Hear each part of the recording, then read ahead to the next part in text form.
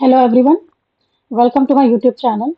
There is a bit of change in schedule considering the importance of science in general and biology in particular for various upcoming PCS exam. So we are starting biology along with history series, and today we are going to start with first chapter of biology, that is subdivision of biology. Let's start. Term biology was introduced by Lamarck and Treviranus. इस chapter में हमने branches of biology के बारे में पढ़ना है, वो किस सब्जेक्ट को स्टडी करते हैं। और एग्जाम में क्वेश्चन दो तरीके से पूछा जाता है, या तो वो ब्रांच पूछेगा कि किस एरिया ऑफ स्टडी से रिलेटेड है, या एरिया ऑफ स्टडी दे देगा और पूछेगा किस ब्रांच से रिलेटेड है। इस वीडियो में भी पैटर्न सेम है, हाईलाइटेड पार्ट पूछे हुए क्वेश्चंस हैं और नॉन हाईलाइटेड पार्ट दी हुई इंपॉर्टेंट समरी है जो अपकमिंग एग्जाम में पूछी जा सकती है। चलिए अब शुरू करते हैं। जूलॉजी में हम स्टडी करते हैं डिफरेंट लिविंग और डेड एनिमल्स का, बॉटनी में स्टडी करते हैं प्लांट्स की, पैलियोंटोलॉजी में स्टडी करते हैं सारे ही फॉसिल्स की जितने भी अर्थ पे अवेलेबल हैं, पैलियोबॉटनी में स्टडी करते हैं स्टडी ऑफ प्लांट फॉसिल्स की, और इंडिया में बीरबल साहनी को फादर ऑफ इंडियन पैलियोबॉटनी कहा जाता है। इकोलॉजी या बायोनॉमिक्स जो कि ब्रांच है बायोलॉजी का, इसमें हम डील करते हैं रिलेशन ऑफ ऑर्गेनिज्म का एक दूसरे के साथ या फिर उसकी फिजिकल सराउंडिंग के साथ।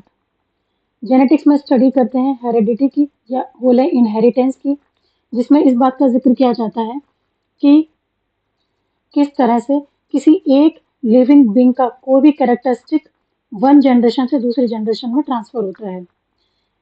जीन को बेसिक यूनिट ऑफ हेरिडिटी कहा जाता है। फिजियोलॉजी में हम स्टडी करते हैं फंक्शन ऑफ लिविंग क्रिएचर की और उनके पार्ट्स की। इसी से रिलेटेड है फिजियोथेरेपिस्ट जो मसल पेन को फिजिकल थेरेपी के थ्रू ठीक करते हैं। नेक्स्ट पेडोलॉजी में हम स्टडी करते हैं सॉइल की। एडाफोलॉजी में हम स्टडी करते हैं कि सॉइल का क्या इन्फ्लुएंस है ऑन अ पार्टिकुलर प्लांट। जीरोंटोलॉजी में हम स्टडी करते हैं ओल्ड एज की, स्पेशली प्रोसेस ऑफ एजिंग या उनसे रिलेटेड उनके जो भी प्रॉब्लम्स हैं। बायोनिक्स में हम प्रोडक्ट को मिमिक करते हैं on the basis of a living organism, जैसे कि एरोप्लेन को बनाया गया है जो फ्लाइंग बर्ड्स को देखते हुए।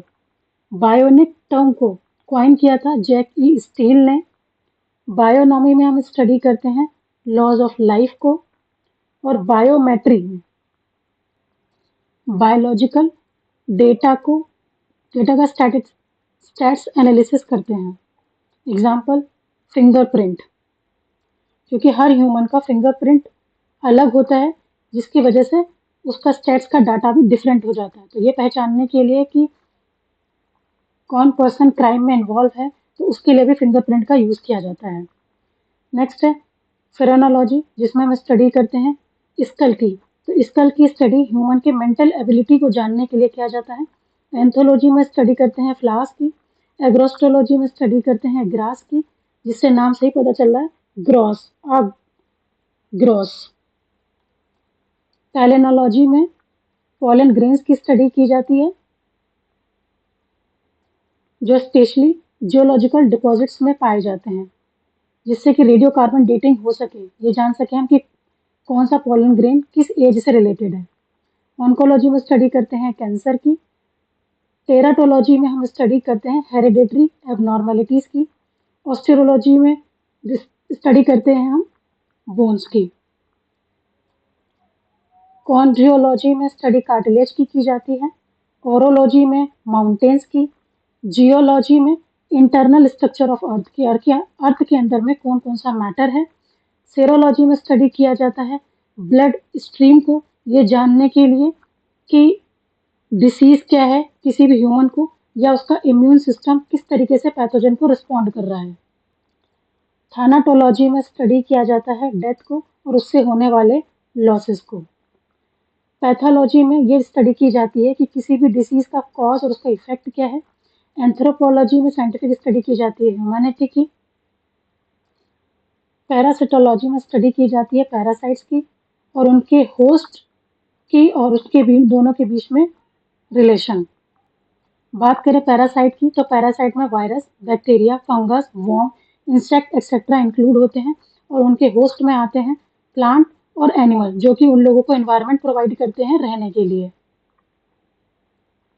वायरोलॉजी में स्टडी होती है वायरसेस की, डेमोग्राफी में स्टडी ऑफ पॉपुलेशन, बैक्टीरियोलॉजी में स्टडी की जाती है बैक्टीरिया की, एथनोलॉजी में स्टडी किया जाता है different races of mankind, ethnography इसमें स्टडी किया जाता है स्पेसिफिक कल्चर की और इथोलॉजी में स्टडी किया जाता है एनिमल बिहेवियर की, इथिक्स में स्टडी किया जाता है इथिकल ड्यूटीज के बारे में, इंटोमोलॉजी को में स्टडी किया जाता है इंसेक्ट्स को, याद करने के लिए इन।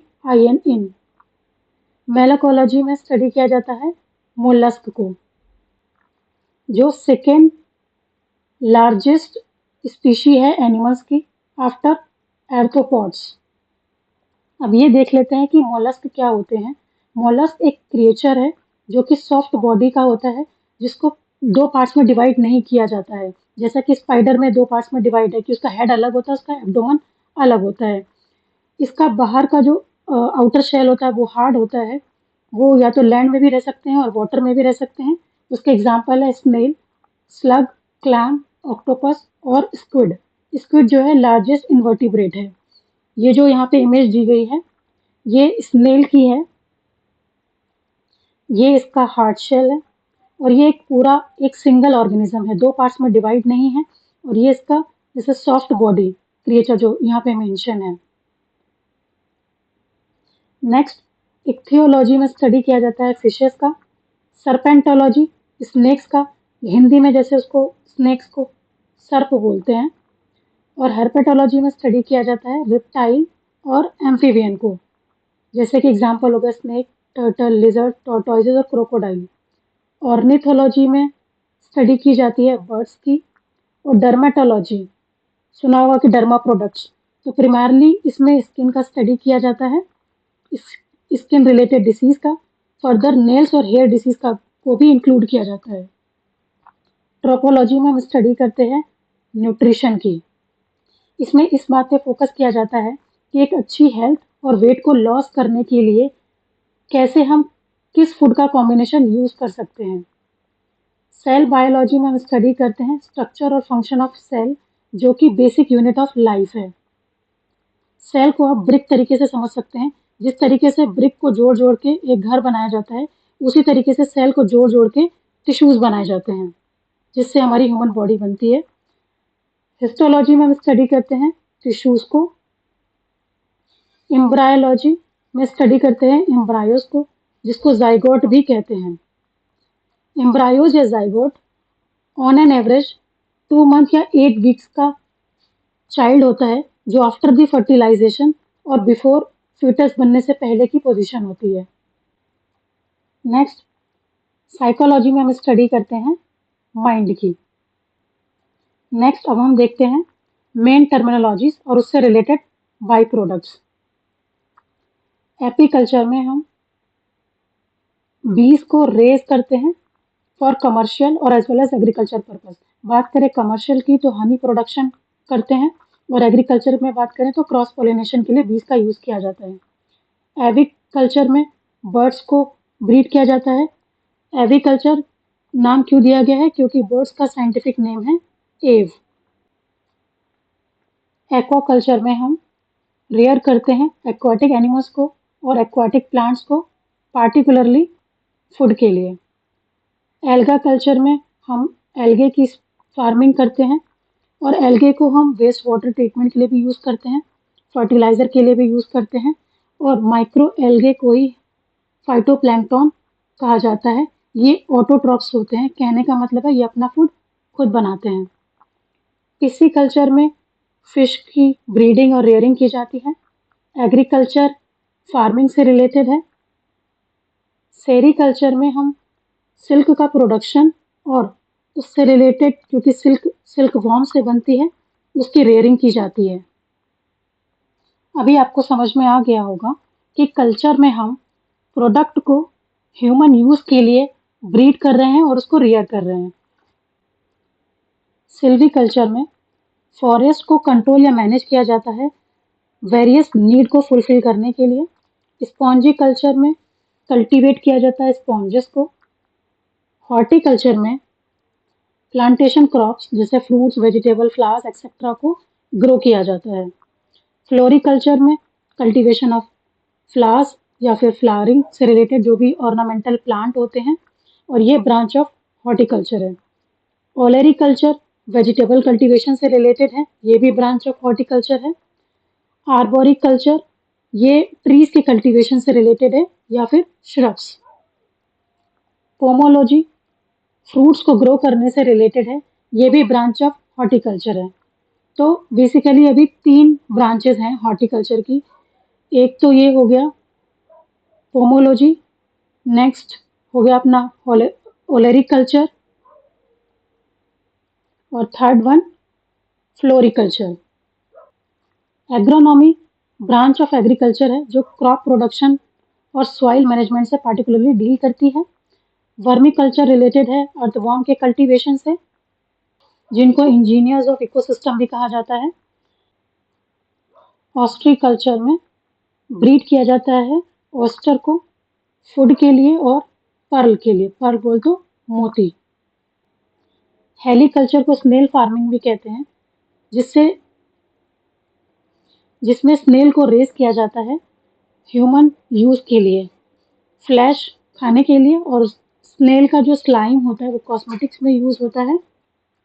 स्नेल के एग्स यूज होते हैं ह्यूमन कंजम्पशन के लिए। वही विटिकल्चर में कल्टीवेशन किया जाता है ग्रेप्स का। मैरीकल्चर में, जो कि ब्रांच ऑफ एक्वाकल्चर है, उसमें कल्टीवेशन किया जाता है मैराइन ऑर्गेनिज्म, जैसे कि एनिमल हो गए या प्लांट हो गए, पार्टिकुलरली फूड के लिए। मॉरिकल्चर में मलबरी कल्टीवेशन किया जाता है particularly for the silk production, क्योंकि सिल्क वॉर्म जो है उसी पे ही रेयर किए जाते हैं। सिट्रीकल्चर में नाम से पता चल रहा है सिट्रस फ्रूट का कल्टीवेशन किया जाता है। वेजिकल्चर में कल्टीवेशन ऑफ वेजिटेबल्स और प्लांट्स होता है, जो मेनली वेजिटेटिव मीन से बने हुए होते हैं। एरोपोनिक्स या एरोकल्चर, जिसमें प्लांट, जो कि एक प्लांट कल्टीवेशन टेक्निक है जिसमें प्लांट को उगाया जाता है विदाउट सॉइल। तो जो न्यूट्रिशन है वो उनके रूट्स पे मिस्ट के फॉर्म में दी जाती है। नेक्स्ट है हाइड्रोपोनिक्स। हाइड्रोपोनिक्स में भी प्लांट ग्रो किया जाता है विदाउट सॉइल, और उसमें जो न्यूट्रिएंट्स हैं प्लांट को वो वाटर के थ्रू दिया जाता है, जिससे वाटर में ही मिनरल्स को मिक्स कर दिया जाता है उसके रिक्वायरमेंट के अकॉर्डिंग, जितने भी उसको ग्रोथ या उसकी यील्ड के लिए चाहिए होता है। आई होप आपको समझ आ गया होगा। मिलते हैं नेक्स्ट वीडियो में। Till then bye bye, take care.